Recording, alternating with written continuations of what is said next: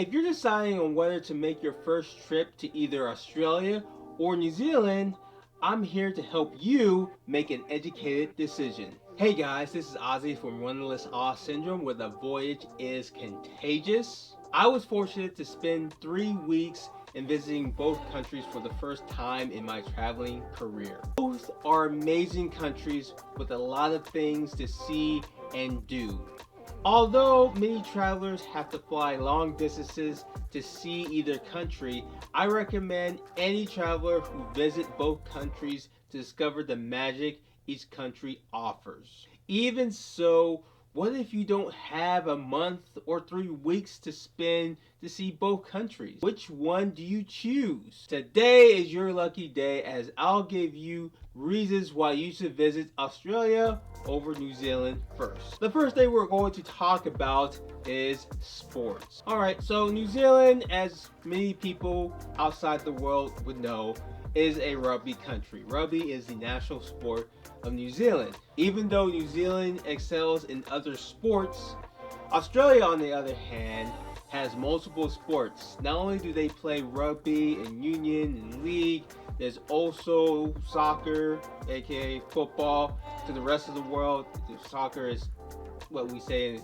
the United States. I know, we're kind of weird. Swimming and other popular sports. One sport in particular that I have found very interesting is called footy, aka Australian football. It's a grand old flag, it's a high-flying flag, it's the emblem for me and for you. I found incredibly awesome to watch, and as I learned the rules, I find it very intriguing to watch. It is an awesome sport. My point is, if you are traveling to either Australia or New Zealand for the first time, or you're trying to make that decision, if you're a big sports fan, Australia is the place to go. Because if you're trying to watch, like, let's say a rugby game in New Zealand, you have to plan out your travels. Obviously, the big draw will be the All Blacks in 15 rugby. And if you're trying to see that, good luck, because everybody and their mother is trying to watch the All Blacks play, and they're usually sold out. So you have to have a lot of good timing and probably a lot of money to go get even nosebleed seats. Australia, on the other hand, has a variety of sports that are played throughout the season. So if you want to find a sporting match, whether it be rugby or Australian football, you can plan it out if you're open to watching any sports, which is awesome. I remember when I was in Australia that I wanted to, well, my wife wanted to see the Melbourne Storm, but they weren't playing. We couldn't find it, but we was able to find a rugby game that we could go to the stadium and actually watch the game, and we had a blast. It was wonderful, and it was nice to have that flexibility as a sports fan myself to be able to go and watch a sport in Australia. So the point being is, if you're traveling and you're a big sports fan, Australia tends to have the more flexibility with the sporting events, so you could be able to watch some games if that intrigues you. The second thing we're going to talk about are native animals. Alright, so New Zealand is known for the kiwi. That is the animal that everyone throughout the world knows. They're called, for those of you who don't know what a kiwi is, it's a flightless bird that is very nocturnal and hunts during the evening, obviously. Very beautiful bird. But that is the only native species that people outside who've never been to New Zealand will know.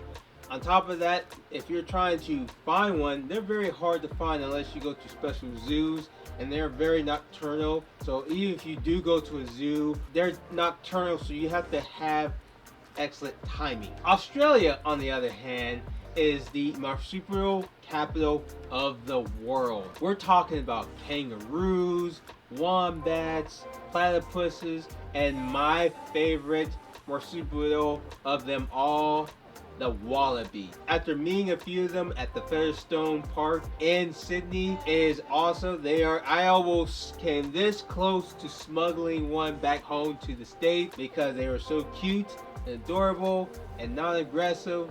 They're like a smaller version of a kangaroo, and they're like really awesome.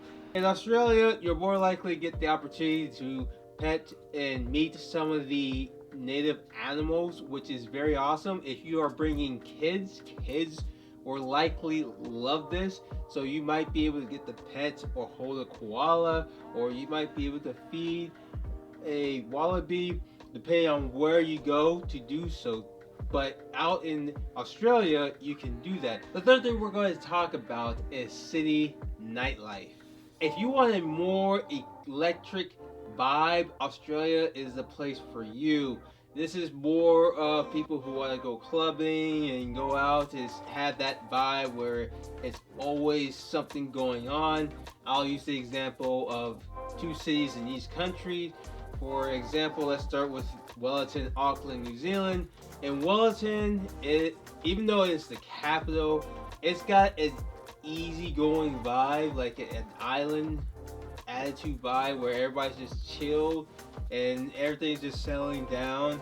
There's not a whole lot going on in Wellington from my experience. Now, I could be wrong. If I'm wrong, you can correct me, but from my experience, when you go to Wellington, it's like people just want to go to sleep and just relax at home, spend time with their family.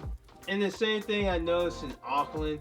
Even though it is a big city, I think it's the biggest city in New Zealand, it tends to be quiet. During the daytime it's very busy, but during the night it's kind of settled down, just like Wellington.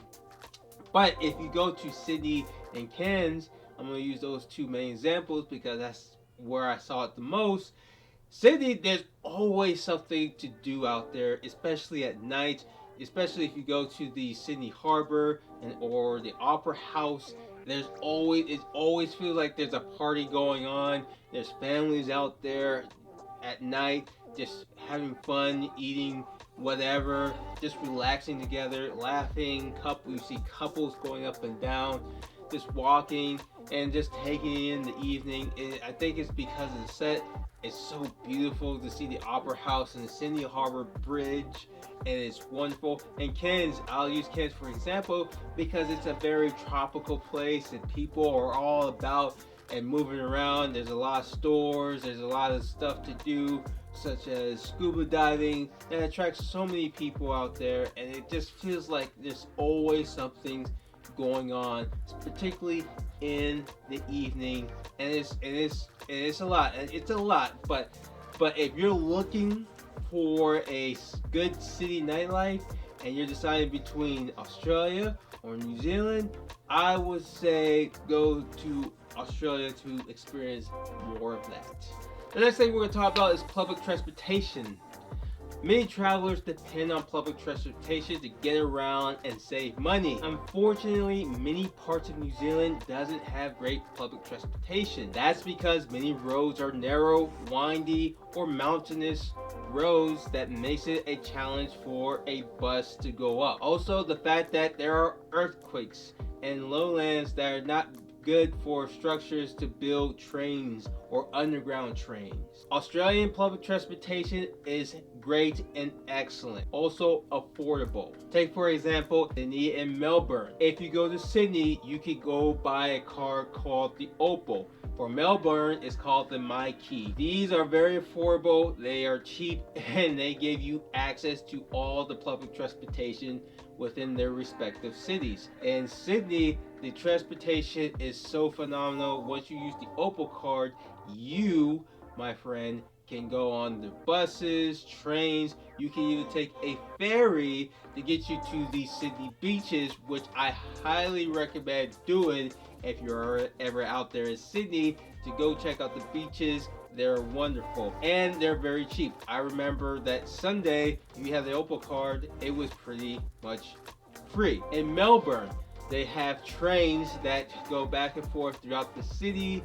The infrastructure is wonderful, so it gives you access to go see it. You can get on trolleys So you can, if you want to get a history lesson about how Melbourne was built or whatever, that place is wonderful to do. The suburbs, say that you might have a friend that you're trying to meet and they live in the suburbs, say Wellington.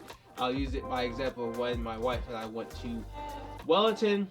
Our friend who lives out there told us that we needed to rent a car. So when you go out there, you not only have to rent a car, which costs money depending on how long you stay out there. So that is why I appreciate Australia more, because I didn't need to rent a car. I didn't need to rent a car. I could use public transportation and be able to get where I needed to go within the cities in Australia compared to New Zealand. So if you're looking to save a little bit money and avoid renting a car, like say that you're just staying in Sydney for a week or 2 weeks, the public transportation is wonderful. You don't need to rent a car and you don't need to learn how to drive on a certain side of the road, so you'll be fine. The next thing we're going to talk about is weather. New Zealand, it's a small island and the weather is fickle throughout the entire country, and this is true during the